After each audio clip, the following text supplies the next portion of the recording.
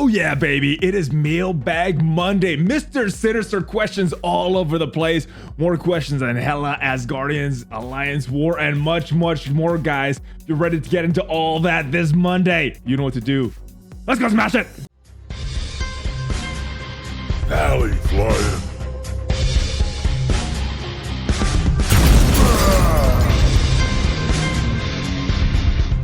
What is up, Valley Maniacs? Oh yeah, baby, I am back. Welcome to the channel. I hope you had an awesome weekend, but it is Monday.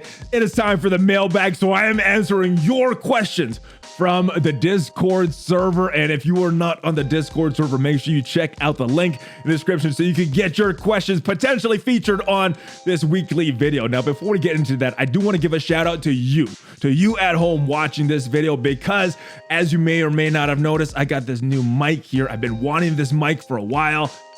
I finally did it, and it's because of you guys. It's because of you guys watching the channel, watching some of the ads, subscribing, sharing this with all of your friends, and of course, supporting the channel by using some of the links in the description for some of the sponsors like BlueStacks, like Patreon, like some of the other things, Valley merch, and all that other good stuff that we talked about. So I want to thank you guys for that, and I want to continue to keep upgrading this channel, keep pushing the limit of hardware, software, and other things. So yeah, hopefully this will just keep getting better and better. But let's get to your guys' questions, because that's what you guys are here for. So boom, first question. ValleyFlyin, I just watched a video from March 2019 where you were really Hulk angry at Foxnix. Where are you with the game right now? Keep up the great work, whatever game you play. We love you. Well, I love you too, brother.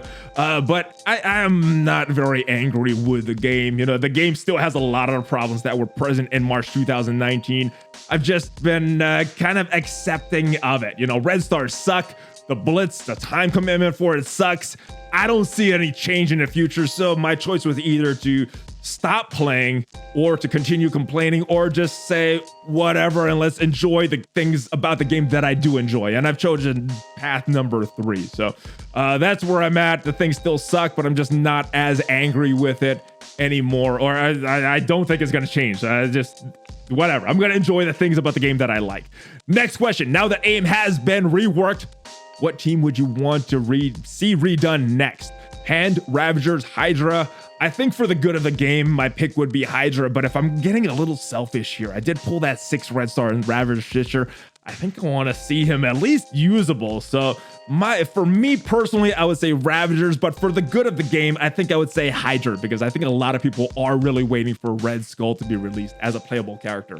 Next question. In this past week, I've been unlocking Hela, Namor, Phoenix, Coulson, Ultron. Oh my goodness, you have been busy, my friend, and congratulations on all those unlocked. I assume the priority order should be Ultron, Phoenix, Coulson, Namor, and Hela. What point should I stop building each character before I move on to the next one? So I think the order that you have there is correct as far as Ultron and Phoenix, but after that, it is going to depend on usage, and I always refer to that because you need to be using a character a lot if you want to invest the resources and really have it go a long way. So for me, the Coulson comes down to where your shield is, Namor comes down to where your Fantastic Four is, and Hela is kind of if she fits in a lot of teams. I think I'd really like her in a supernatural team if you're not using a full Asgardians team. So for me, my order would be Ultron, Phoenix, Hela, then Coulson, and then Namor. But obviously it is going to be dependent on how much you prioritize war offense, how much you prioritize war defense, and where you have these other teams. So it is very individualized based on your roster and what your priorities are in this game. Next question. Valley, thanks for all the great content. Do you think Foxnix will lock the next Dark Dimension behind synergy teams, which is why we're only getting 4 members of each team? Power Armor, Marauders, Asgardians seem to be all unfinished, making it force you. So I don't think that they're going to do this for the Dark Dimension. The Marauders, they're kind of unfinished because I don't know, maybe they're going to release the rest of the Marauders to make it a full team. The Asgardians, as far as what we've seen in the data mines, it looks like that's going to be a full team. And then Power Armor, I think Vision works really well on that team. So I don't know if they're kind of incomplete teams per se, maybe some of them at this point, but do I think they're going to unlock them behind these synergy teams? I don't. I think they're going to let you choose. I think what everybody's assuming is level 75 gear 14 is what they're gonna do for this next Arch Dimension. I think right now that's where I would place my guesses, but who knows with Fox next? I mean, they always surprise with something else, so we will have to see. But my guess would be kind of what everybody else is guessing, level 75, gear 14. Next question, can we get a new video and Stark Tech? All the resources on this feature are very outdated, like don't work on mutants. Yeah, so yeah, when this Stark Tech was initially released, there were not a lot of mutants, so it didn't make sense to build up that. But right now, mutants, the X-Men in particular, are like the meta team of the game. So maybe in the future doing a full video on update of Stark Tech, but as of right now, the order that are going as far as classes are mutant, then I would go tech, mystic, skill, and global. And again, that's kind of where my characters are. Mutant because of X-Men, tech because of Ultron, mystic because I'm liking that supernatural team, skill because shield still has some value, and then global for everybody else. But again, it's going to depend on where your characters are and the usage of these characters for you, and that's the order that you should do these characters in. Next question. My question is, what would you consider an endgame player? I've been playing MSF for over a year, got a few teams over 200k, but I feel like I'm still a bit weak. Thanks for the great videos. They provide much information to me to level up. All right, so if you ask 10 different people, you're probably going to get 10 different answers of what an end game player is. But since you asked me, I will give you what I think an end game player is. And I think for a player to be considered end game, they would need all of the legendaries and Ultron. So yeah, all the hard to farm characters, you got them. You are able to complete 100% on these Greek raids in your alliance. I think that is a requirement to be considered an end game player for me. Ultimate 7, you and your alliance are doing that. You're about 30 to 40%, maybe more. And in arena, I think you need to be capable of taking a #1 spot. Now, you may be way back in rank 500 or so just because you don't have the time to play arena, or you forget like the refreshes or anything. But as far as your main team, you can punch up if you were at that spot and beat the #1 team, or be able to take that #1 ranking if you had that opportunity, had that time to consistently play it. So that's what I would consider an end game player. If you guys have something different though, let me know in the comments down below. I want to see what your thoughts are on this, because I think everybody's gonna have a totally different opinion on this. Next question, now that Iron Man has become an ongoing event to unlock him, do you recommend a different order in your farming guide? So if you're talking about the last farming guide, there's a new one that I did about a month or two ago. And as far as that, now, as far as a farming guide, there's a few different ways you can take it. You could take it to focus on really an arena meta. You could take it to focus on war. You could focus on building blitz teams. But what I chose to do with that farming guide is to focus on getting the legendary characters as quick as possible. Now, because Iron Man is not a legendary character anymore, or at least I don't consider him a legendary character anymore because his event is always there. He's not going to be a priority in that particular farming guide. So it would not change anything as far as that, because the goal of that event or that farming guide is to unlock all these legendaries. So he would not have a place in that guide, or he would have the exact same place in that guide. Next question, Valley, do you think you're going to do a new team setup video since there are new characters in the game? Also, do you mind doing a shout out? Fan from Singapore, love your videos. Well, shout out to you, brother Fiction Zoom. All right. So as far as this question, not sure exactly what you're asking. If you're talking about the team setup, like where the placement is, I think I'm not going to do a new video on that because I think it still stands on its own. Now, if you're looking for what are my teams, what are my save squads, I'll show you them right now.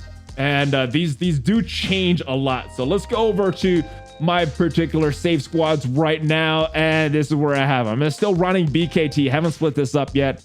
This is my Ultron team that has been there for a little while now. X-Men Brotherhood, redone Shield team, took Medic out, put him with Coulson on a different team. Wakandans in there. Captain Marvel moved back to my Hero Brawlers. Power Armor's right there. This is the Shield team that I'm running, or the second Shield team that I'm running. Got Defenders, Supernatural, Fantastic Four. This is an interesting team that I am really liking hella on right now. 8.3 in Blitz, no problem. The good thing about this team, for my roster in particular, the power levels are pretty similar. So this team works very well. Kree, they're okay. And we got the A.I.M and Sinister 6 right there. And the rest of these guys are not that solid. I wish this team was more solid with Mr. Sinister, but not yet.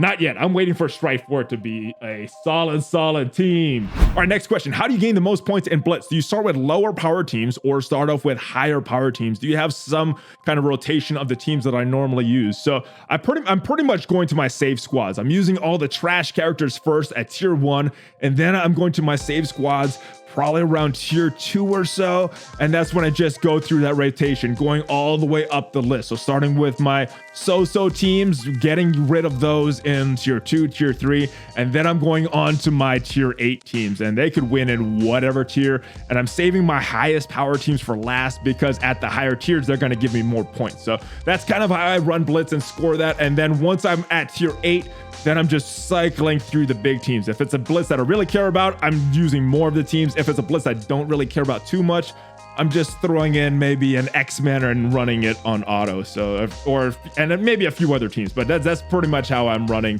Blitz right now and scoring just kind of like crazy. Next question. I've seen A.I.M hasn't been reviving as much, if not in the past couple days as well. Do you know if anything happened? I don't think anything happened, but just remember Scientist Supreme's revive chance is only 25%. So only about 1/4 of the time it should be reviving. So, but I haven't seen anything in the past couple days. It's probably about the same as far as the revive on that A.I.M team for me at least.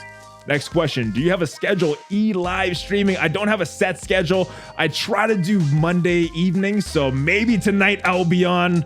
I try to do Friday mornings, but that hasn't worked out the past couple of weeks. But I try to do live streams at least twice a week. So hopefully I could find a schedule that really works for me, but I haven't committed to a set time because my schedule is kind of up in the air. It's never the same every day. But if you do want to know when I'm doing that, make sure you are on Discord and follow me on social media because I will post it there as I do that. So hopefully you guys could join me next time I stream. Next question. I know you recently switched alliances. I've been thinking of doing the same. However, I'm not sure if the grass is greener on the other side. I like my current alliance. However, I want to find a group that is as active as me. How do I find an alliance that is a good fit for you? Appreciate any advice you could give. So when I'm looking for different alliances, I just go to recruiting sections in Discord. There's one on my server. There's one on a bunch of other servers. And you could look for alliances that are looking for people. And then you could also post your collection power and your stat screen and show that as well. And alliances might reach out to you. So I think it's real important when looking for alliance, you want someone that matches like the time commitment that you spend in the game. I've been in alliances where I've been the most committed one. I've been very frustrated. I've also been in alliances where everybody's been more committed, had more time than me, and I think they've probably been frustrated with me. So finding a balance that everybody plays around the same amount as you, everybody is as hardcore as you, whether that's really hardcore or very casual, finding something that matches you, that's going to lead to the least frustration from your alliance mates and yourself. And that would be my recommendation. And if that changes, you might need to change alliance if your schedule gets a little more busy or if you get more competitive. So that's what I would recommend. Next question. Do you believe in magic in a young girl's hearts? Well, how the music can free her when it starts, and it is magic if that music is groovy. Next question, should a player use cores on energy or buying gold orbs for 900 cores? So I don't think those gold orbs are worth the investment. If you're a whale, then it doesn't matter. You're just gonna buy whatever. But if you're someone that likes to budget their cores, I think the best bang for your buck is gonna be on energy. Next question, do you think they neutered the Sinister clone too much? According to MSF tools, your clone will not only get any red stars, but it won't get that huge HP and damage boost. All right, so I think his kit is pretty good where it is. I think it'd be way too powerful if they gave the clones an extra damage, an extra HP boost. I think limiting it to characters whose value is based on their kits, Minerva, Kingpin, are two characters that I mentioned in the past, whose value is not really based on their stats, but is based on what their kit does. I think limiting the value to that is a good thing. So I think Sinister's fine where he is now. After a few more weeks of playing and seeing some interactions, that may change. But as of right now, I think he's good where he's at. Next question. I bought Mr. Sinister. I read the data mine for the Marauder milestone coming, so I've been sitting on him. Do you think it's worth it to wait and build him when the milestone comes around? I don't. For me, if I spend 50 bucks on a character, I want that enjoyment. I want the value of that character right now by being able to use him in the game. May it cost you some Marauder milestones in the future? Maybe. I've been a little disappointed with some of these milestones, so I'm not really gonna save a lot just based on milestones coming, but you can do what you want. Your tolerance and patience may be different than mine, but for me, I think if I'm spending money on a character, I want to be able to use that character, so it is up to you. Next question, do you have an opinion on which T4 upgrades I should use for Mr. Sinister at the moment? So I did a video on Mr. Sinister last week. I thought his ultimate and his special were his two best ones, but I still think his ultimate is best one, but I think his special and his passive are both very, very good.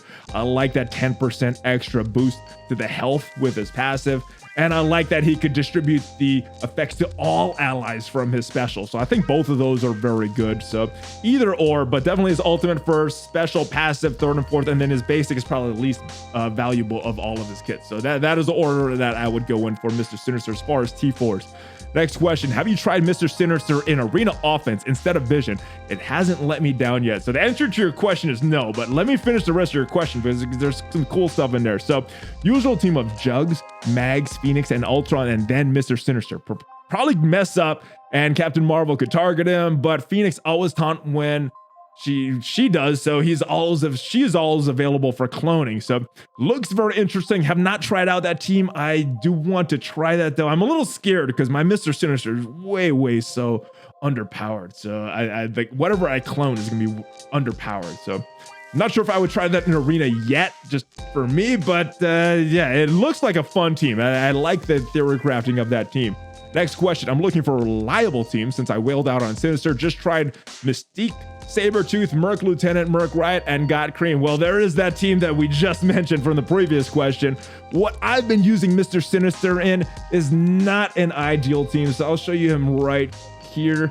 And it doesn't really make use of that Marauders tag. Kind of a placeholder until Strife comes on and until I really get Mr. Sinister to where I want him. But I've been using him with Merc Lieutenant, Merc Riot Guard, and Ant-Man and Wasp combo. They do okay. They do okay up to like tier 6. That's probably where I'm going to use them until Strife comes out or until at least I get more stars on Mr. Sinister. But that's what I'm using him on. But I actually like the team from the previous question better than where I'm using him. Next question, any new raid team with Sinister and BKT combined? So again, it's going to be dependent on the raid node. If you can find a character right now that has value based on their kit, not as much on their stats, he will be a good addition to that team. You could clone a Minerva, you could clone maybe another character, and just have it a good 6 on whatever scenario instead of a 5 on whatever scenario. So that's what I would look for. I think it'd be very node specific though, and finding those characters that you can clone.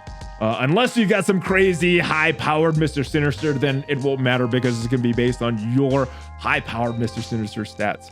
Next question. Recently, we had an argument on Alliance on how running war. Someone is going to go directly for bridge or reactor, even if it's buffed by engineering security. Usually, I go for armory, med bay, then take down engineering security around bridge before going to that point. What do you think? I like your method better. I like leaving the bridge and a reactor for late after some of these buff rooms are finished. But for me, I usually just play along and let who's ever leading the war do that. Because if I wanted to lead a war and if I had a lot of opinions and we're arguing, then I would be leading the war. But I don't want to do that, so I just pretty much follow. But if it was up to me, yeah, the bridge and a reactor and then the flight decks, those would be the last things that you hit. And then everything else that buffs things, those would be the first, with a priority for armory and medbay, like you said. ValleyFlyin, last week I asked about rooms affecting other rooms in war. You said they do. Can you go into depth on that? So not too much depth because this is already a long video, but let me go into the game real quick and kind of show you what I mean. So this is a particular room in war right now, and you see this room is being affected by the global buff from medbay. So medbay is going to give a global buff, 40% max health to defending allies. So this is going to affect every room until that medbay is taken out. You got barracks applying a global buff as well, 20% to max health, damage, armor resistant, and focus to defending allies, an extra 10% bonus to military allies. So again, this is going to be affecting all of your war's defenses until the barracks is taken out. This is going to affect the whole alliance of every single room. And then there's adjacent rooms. So like engineering, you're going to get defense up to defending allies. Security, you're getting adjacent defense down to attacking enemies. So there's a bunch of different bonuses that each room has. Some are global and some are adjacent. And by where you place your defenses, that's going to matter. So I hope that answers your question, but yeah, we could go into like 20 minutes on just this topic alone. So it's a short answer, I know. Next question, ValleyFlyin, can we start calling the new Brotherhood / Spider-Verse team Spiderhood? Yes! Next question, would you like to see a marketplace in the game so we could trade gear, colors up and down? I've had hundreds of greens and blues of certain gear. I'd love to be able to trade them in for purples and gold I actually need. I would love that too. I don't know if that's something that Foxnext is gonna do though, but I would welcome it if it came to the game. All right, who are you using with the Asgardians and Marauders? So I showed my save squads a little earlier, but let's go back to there real quickly. And as far as Asgardians, I got Thor here on kind of a trash team. I'm using Hela and Loki on this team with some Spider-Verse, and they work very, very well. Having fun with this team. And then again, Mr. Sinister is not with the Marauders at all. I'm probably gonna wait till Strife comes out and then move the other Marauders off of that Brotherhood team and fix this team as well. So right now, not fully utilizing either of those teams. Next question, do you, Casino and Company, ever use Ultimus? If no, why not? No, not really. I use them on an early tier in Blitz, and that is pretty much it. And the reason is because right now Ultimus kind of sucks. Next question, who would be good replacements for Fury and Shield Security in Fear the Darkness? So they're not required, in my opinion, for Fear the Darkness. I think if you had your choice of characters, Minerva, Star-Lord would be number 1 and 2. And then you just round out that squad with someone that could get debuffs off of you, like Groot or Jessica Jones or Ronan, or maybe a Psylocke can kind of do it, or an Invisible Woman or someone like that, and then someone that could give some protection. So Cap can do that, or maybe another tank like Thanos, and both of those actually give out some ability energy as well. So not required. You could use pretty much whoever fits those spots there. Could you please show us your legendary Shuri? Yes, let's go check it out in game, guys. Boom, there she is. 47k total power, tier 10. Upgrade some of these other ones, maybe I will do that, but this is where she is at right now. Pretty legendary. Next question, today it takes 2 times top 1500 to rank a character to 4 gold stars. Do you expect Foxnext to be generous and make 4 gold stars unlockable with 1 top 2000 or top 1 to 2%? Do you expect them to be greedy, sneaky to make a 4 gold stars unlockable through 2 top 2000? Yeah, I always expect the worst from Foxnext, which is why I'm not as angry with them. I'm expecting the worst, and if something good happens, then I'm pleasantly surprised. But yeah, I'm never expecting the best case scenario, and you know, just for your own enjoyment and sanity, I probably wouldn't suggest that of you either. So I would always expect the worst case scenario and then be happy if something good happens.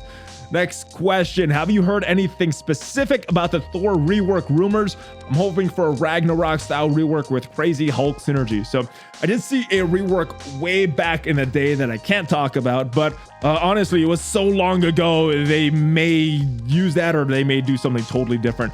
But with the data mines of some other Asgardians coming to the game, I would say that they're probably going to focus it around that team and not any synergy with Hulk. Unfortunately, I would have liked to see that.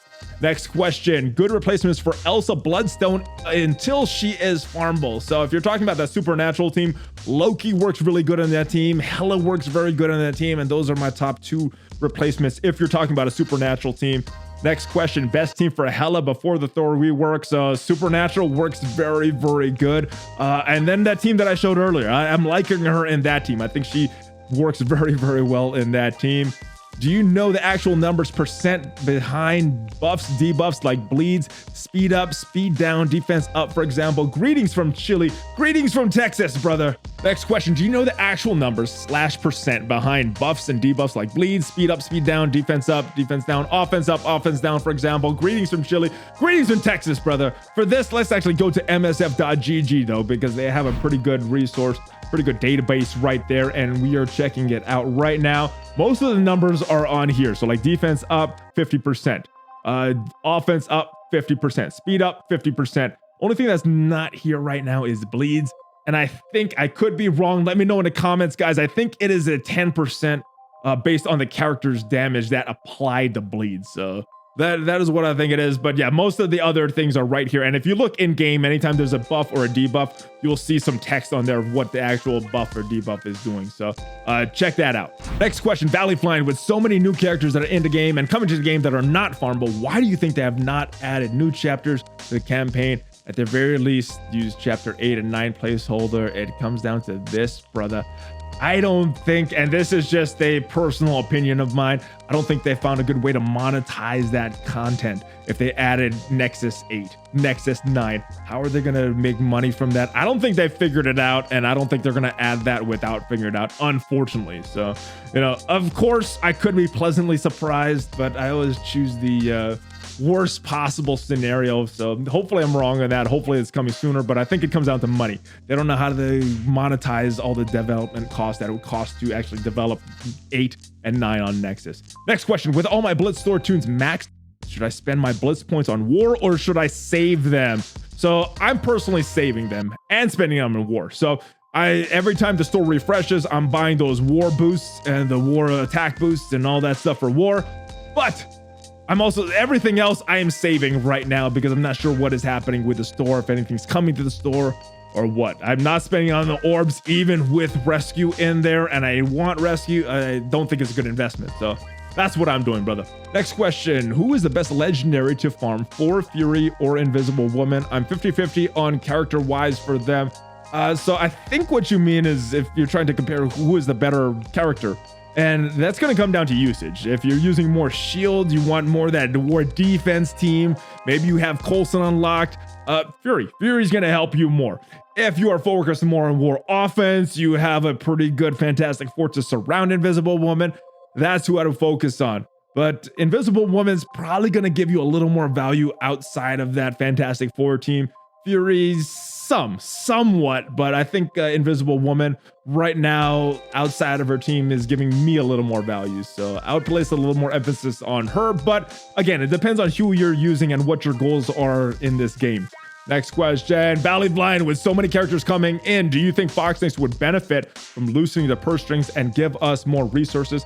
I think they would personally. They would from me.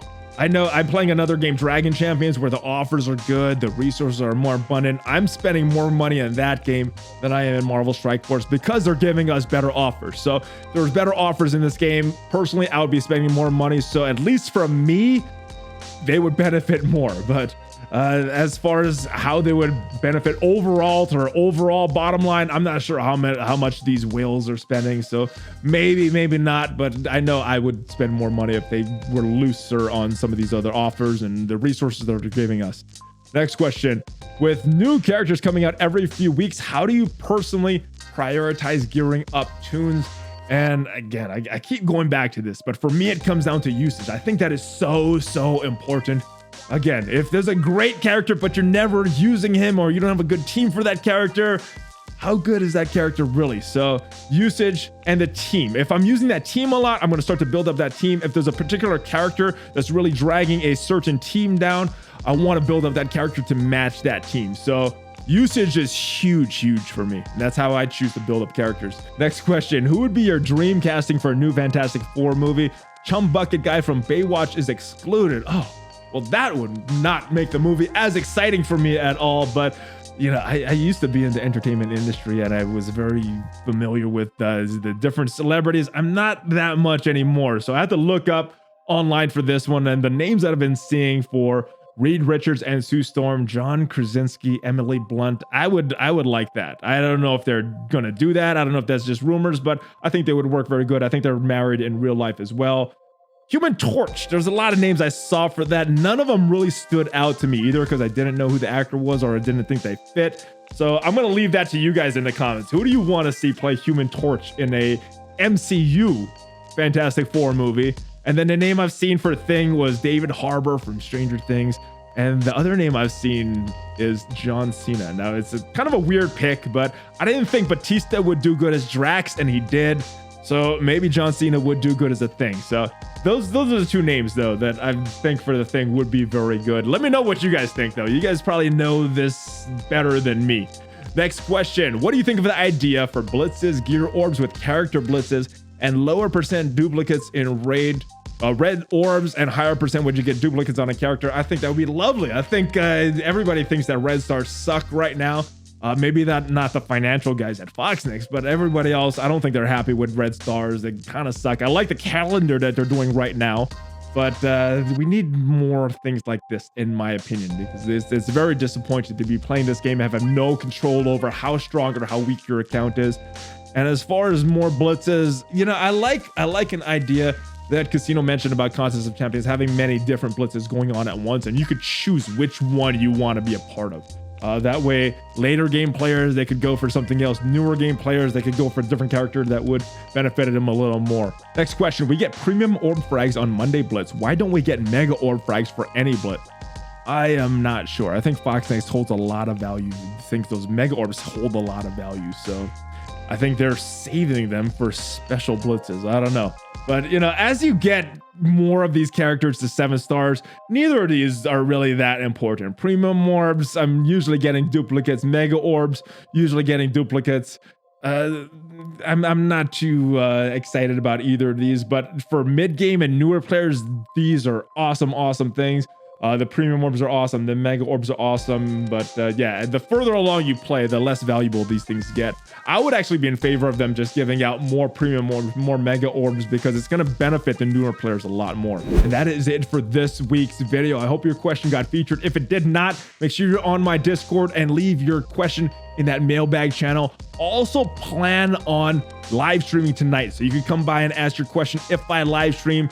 I will give confirmation on social media and on Discord once I know for sure. Some things are always up in the air because I'm a dad and there's some unpredictability in my life. I hope you guys did enjoy this video though, and if you did, subscribe to the channel, smash on that like button, and join that notification squad, guys. Ring that bell. And I will see you guys next time. Check out some of the links to support the channel down below. BlueStacks, Dragon Champions, the channel gets credit for both of those. There's some other links as well. Check me out on social media, like I said. And I will see you guys next time, hopefully tonight. Hulk fist bump, baby! ValleyFlyin out!